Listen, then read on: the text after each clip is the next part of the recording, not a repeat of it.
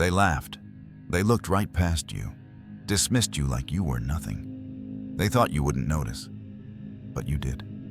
And what they never understood, what most people never even think about, is that the most dangerous person in any room is the one who says the least, but remembers everything. That kind of silence, that's not weakness, that's strategy. Machiavelli would have smiled at a moment like that. To him, being underestimated wasn't some kind of insult, it was a gift. A crack in the wall. A door left slightly open by people too arrogant to realize they just handed you the upper hand. And he understood something that most people never will. A wise man doesn't interrupt a fool while he's busy digging his own grave. So when they overlook you, ignore you, treat you like you don't matter, what would Machiavelli suggest? Let them. Not because you're fragile, not because you're unsure, but because silence, that silence they mock, is setting the trap. You don't explain yourself. You don't jump in to defend who you are. You sit back. You watch. You wait.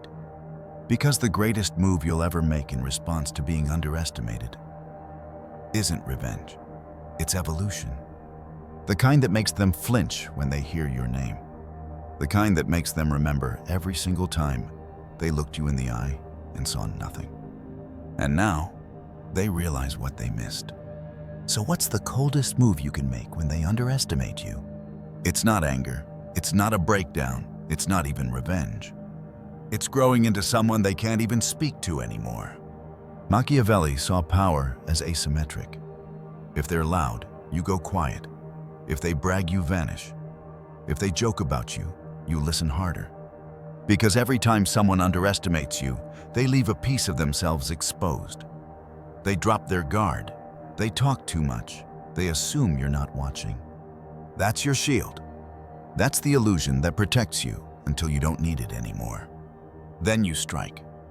But not wildly. Not emotionally. You strike with precision. Machiavelli would wait. He'd wait until your win was undeniable. When the victory wasn't just personal, it was public.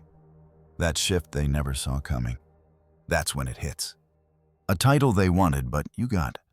A circle they used to belong to, but you now lead. A version of you they can't speak to anymore because you're too far gone. And suddenly the ones who laughed at you, now they whisper your name. They wonder out loud, when did this happen? How did they do that? And then they start lying to themselves. They rewrite the past. Pretend they always believed in you. Pretend they always saw your potential, because it's easier to revise the memory than face the shame. But it's too late. They missed it, and they don't get to come back, because now they're outside the room, and no matter how much they reach, they're not part of it anymore. That's not just winning. That's erasing them from the future they never thought you could create. That's what Machiavelli called justice. It's not emotional, it's not explosive. It's just quiet, final, done. When you stop chasing validation from the people who laughed at you and instead become something they can't ignore, you don't just earn respect. You leave them with regret. And regret lasts a lot longer than embarrassment. At first, your silence made them smirk, but now, that same silence makes them squirm. Because you're not trying to prove yourself anymore. You're just gone. They used to expect you to react. Now you don't even blink. You don't try to fit in. You don't try to be liked. You don't explain. You've moved beyond all of that. And it terrifies them. Machiavelli understood this power shift better than anyone. He wrote about absence not as retreat, but as tactic. To him, stepping away from weak people wasn't failure. It was a strategic silence, a psychological reset. They expected you to disappear in shame, but instead, you reappear above them, without warning. And the first thing they feel, curiosity. They check in, ask around, not to support you, but to assess how far behind they've fallen. What's he doing now? Did you hear about her new role? I thought they quit. But beneath the curiosity is panic. Because when you grow without permission, without updates, without their approval, you become unpredictable. And in a world that runs on hierarchy, being unpredictable means being uncontrollable. That's the kind of power they can't contain. And Machiavelli knew the second they can't predict you, they start to respect you. So you stay quiet. You don't explain your comeback. You don't update them. You don't return to settle the score. You rise like smoke, slow, soft, and impossible to hold. And the higher you go, the more they regret. Because now they see who you were becoming the whole time and realize they never understood you at all. They thought you were average, too nice, too quiet, too forgettable. But you weren't. You were charging. You were listening. You were learning everything about them while they learned nothing about you.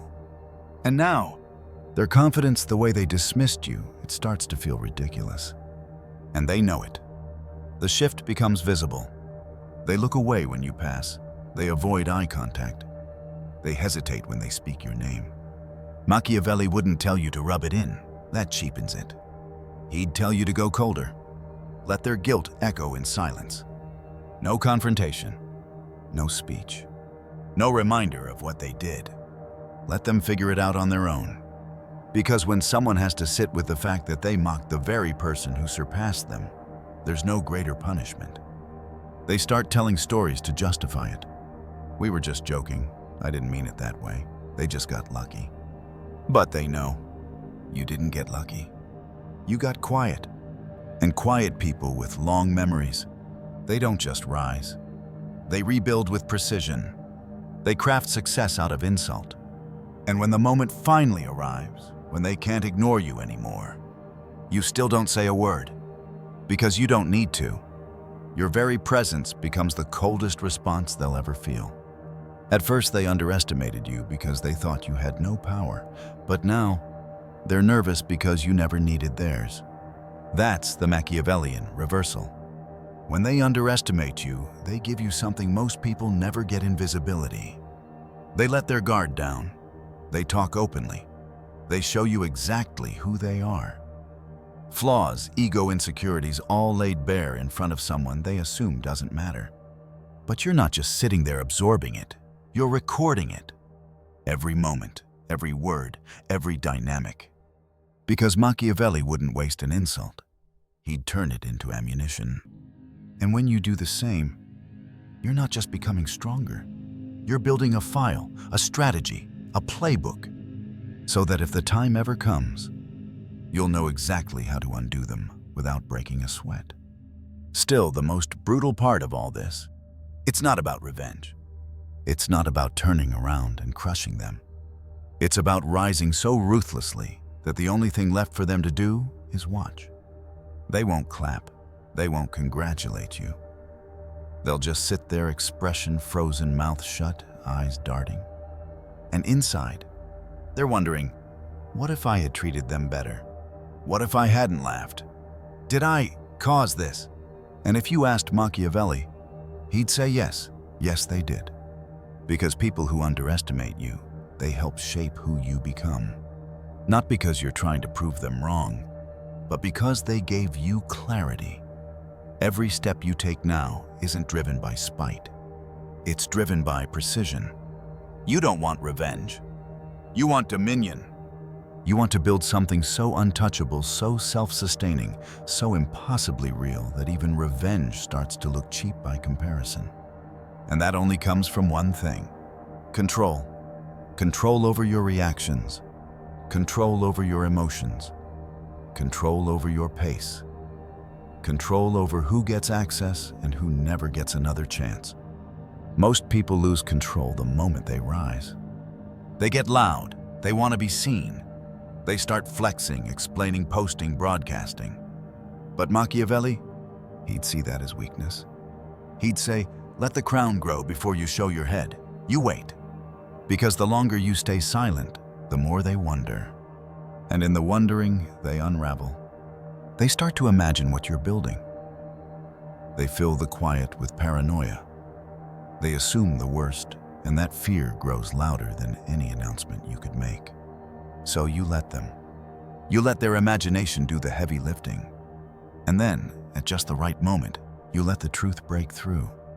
But not through confrontation, through results. They see your name at the top of a list they thought they owned. They hear someone respected mention you with admiration. They feel their influence start to shrink because the people who used to listen to them now turn to you. That's when it hits. Not with a bang, but with a realization so deep it feels like a slow collapse. The panic sets in, not the kind that screams, the kind that sinks, the kind that happens quietly while they're still smiling in public. Because now they're not just behind, they're irrelevant. They start saying all the right things, hoping to catch up. But it's too late. Because you've already built something they can't touch. Your name has weight in rooms they'll never enter. Your work speaks louder than their gossip ever could. And that's when you deliver the final blow. Composure. You don't gloat. You don't flinch. You don't mock. You show grace, but only the strategic kind. When they speak, you let them. When they fake kindness, you nod and move on. Because nothing destroys a fragile ego more than being politely ignored by the person they once mocked. You don't need to remind them what they did. Your silence does it for you. That's not vengeance. That's untouchable.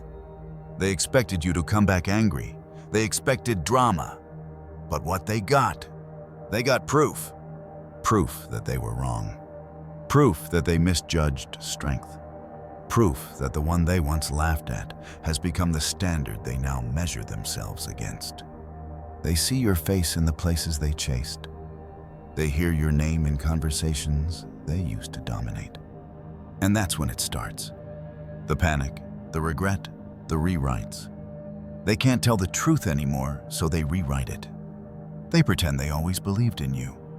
They try to place themselves near your story. They blur the line between reality and fantasy. But it's too late, because now the story doesn't belong to them. It belongs to you. And Machiavelli knew once your reputation speaks louder than their voice, there's nothing left for them to say. They may have started your story, but they don't get to finish it. Now they're just background noise, a footnote, the early chapter in a book they'll never be part of again. And as they drift further from your orbit, something strange happens. They start fantasizing, not about their future, but about an alternate past. They think, what if I had believed in them? What if I hadn't laughed? What if I had supported them just once? But that's all they have now. What ifs? Because you stopped looking back a long time ago, and they can't even get close enough to apologize. That's the part Machiavelli would have found most poetic. You didn't have to punish them. You just had to rise, strategically, relentlessly, until the version of you they knew no longer exists. Now they regret more than just underestimating you. They regret not being part of what you've become. But that door's closed, not with a bang, with indifference. That's the cruelty of transcendence. It doesn't include everyone. They're left staring up at the tower you built, wondering what it would have felt like to climb it with you. But they can't. Not anymore. Because this isn't about holding a grudge. It's about remembering the truth, the way they ignored you, the way they made you feel small, the way they never once saw what you could be. And you carry that not to dwell on it, but to build with it. Because now your presence carries weight. It enters rooms before you speak. It shifts conversations. It straightens postures. And it makes them go quiet. That's not a speech. That's a signal. That's power that's been refined, sharpened, and burned into something undeniable. Machiavelli never sought approval from those who doubted him. He didn't want applause. He wanted to own the moment when doubt turns to fear. And he knew once you have that moment, you never give it back. Now the people who once talked over you, they quote you. The ones who rolled their eyes, they mimic your moves. They try to follow your path without admitting they were ever behind. But Machiavelli's rule was simple. You don't reach back to pull up the same hands that once pushed you down. Why? Because they didn't just overlook you. They revealed themselves. And in his world, enemies don't get closure, they get exclusion. You keep building. You surround yourself with people who never needed proof of your value. The ones who saw it before the title, before the success, before the crown. Because real power isn't just about who you let in. It's about who you refuse to let back. And the colder that refusal is, the louder the message becomes. You had your chance. You wasted it. Now watch. That's vengeance without theatrics. No explosion, no takedown, just undeniable elevation, while they quietly drown in their own irrelevance. But here's the final twist. You never needed their regret. You didn't rise to prove them wrong. You rose because they were already wrong. Their opinion wasn't your barrier, it was your blueprint. The moment you realized that, you stopped asking to be seen and started building something they couldn't ignore. That's the win. Not dramatic, not loud, not bitter, but complete. You didn't just succeed. You became untouchable. Not just in status, but in story. Because now, every time they tell their version of events, they have to lie. They have to twist the facts, downplay their dismissal, rewrite their role. Because the truth, it hurts too much to admit. They underestimated someone who became unforgettable. And history, it isn't written by those who talk the loudest. It's written by the ones who can't be erased. That's you now. You're not chasing relevance. You are the reference. You're the quiet figure they dismissed too early, the one who now casts a shadow over everything they do. They try to explain how they missed it, but they know. They know exactly what they did. And that knowing, that's what keeps them up at night. Because deep down, they understand. The worst kind of enemy is the one who doesn't fight back. The one who just waits and remembers. Machiavelli didn't believe in impulsive revenge. He believed in legacy damage. The kind that doesn't strike once but lingers forever. And now, without lifting a finger, you've become that damage. Living proof of every failure in their judgment. Evidence that their ego was too loud to recognize value even when it stood right in front of them. Now all they can do is perform. They smile too hard. They say your name with forced warmth. They tell stories that put them closer to your success than they ever actually were. But their eyes, they give it all away. Because respect offered too late isn't respect. It's survival. And Machiavelli, he would have told you exactly what to do next. Nothing. No anger, no reaction, no seat at your table. You give them distance. The cold kind. The kind that cuts deeper than rage ever could. And while they orbit on the edges of your success, you build deeper. You surround yourself with allies who believed before belief was fashionable. The ones who didn't need proof to see your worth. Because real power isn't loud. It's selective. It doesn't chase inclusion. It chooses who gets to witness it. And now, they're just spectators, looking up at what they once had the chance to support, but never did. And here's where it gets cold, Machiavellian cold. Because they don't just regret what they did. They regret not being part of what you've become. They don't miss the old version of you. They miss the access, the proximity, the feeling that maybe, just maybe, they could have been close to greatness if they had played it differently. But that's the weight of hindsight. It doesn't just bruise, it crushes, because you never reached back. You never gave them the moment they secretly hoped for, the one where you forgive or fold or welcome them back with open arms. You didn't give them closure. You gave them distance. And now they sit with that silence. Every time they hear your name, every time someone speaks about you with respect, every time they scroll past your success pretending not to see it. And what haunts them most isn't your anger, it's your absence. That's the Machiavellian finishing move. You don't destroy their reputation. You don't call them out. You don't need to. You let them destroy themselves trying to explain how they missed you. Because now you're everywhere. Not because you chased attention, but because you built something they can't ignore. Something they can't copy, something they can't undo, something they can't be part of. Your silence now echoes louder than any noise they ever made. And that silence, it follows them into every conversation, into every missed opportunity, into every late-night thought that starts with, "Did I push them away?" Yes, they did. And now they don't get to rewrite that, because the story moved on without them. Machiavelli understood this. He never needed to punish his enemies with force. He let reality do it for him. He knew that once your presence becomes undeniable, once your success stands tall without explanation, you don't need to speak. The world speaks for you. And now the people who used to interrupt you go silent when you enter. The ones who doubted you now soften their tone. The ones who once stood above you shrink in your shadow. But you don't linger there, because real power doesn't cling to the past. It builds beyond it. Machiavelli taught that power is not just about getting there. It's about what you do once you've arrived. And now that you have, don't stop. Don't look around for applause. Don't seek out validation from the hands that once withheld it.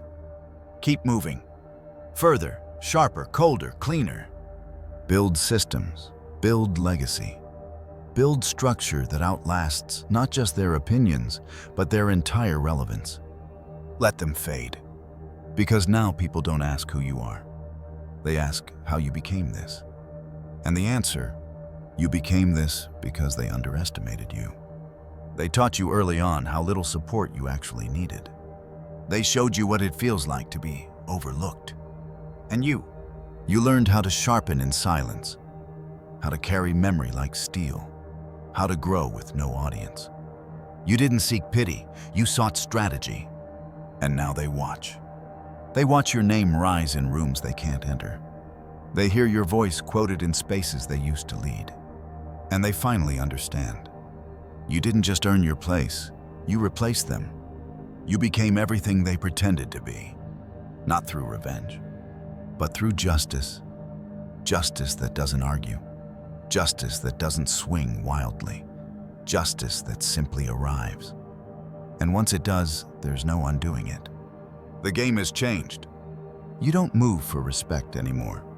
You move to build something permanent, something sovereign, something that cannot be denied, no matter who speaks against it. You've become more than a person to them now. You've become a presence, a weight, a shift in the atmosphere when you walk in. And the ones who dismissed you, they remember. They always remember. Because now they can't forget. They may whisper, they may rewrite, they may even pretend they helped build you. But it's already too late. The truth is carved into stone. They underestimated you, and you gave them exactly what they earned. Nothing, except a front-row seat to everything they never believed you could become.